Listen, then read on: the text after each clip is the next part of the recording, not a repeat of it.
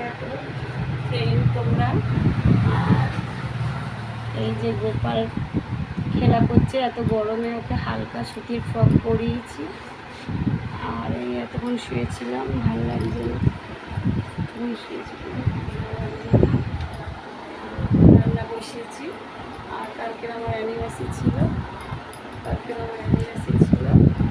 তো মাম্পিকে আমি জানাইনি। তো মাম্পি কালকে বাড়িতে ছিল না বলে কিছু করে নেই, না তো অ্যানিভার্সারি হলে ও আগেই জানতে পারে।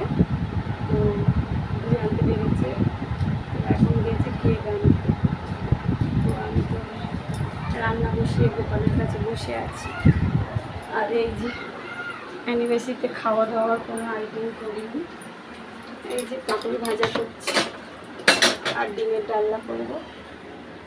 আর তোমরা দেখো গোপালের জন্য এই কুকুরটা এনেছি, কেমন লাগছে কুকুরটা গোপালের জন্য আমি গোপালকে গিফট করছি। কেন আজকে আমার অ্যানিভার্সারি, গোপালকে তো একটা কিছু দিতে হবে।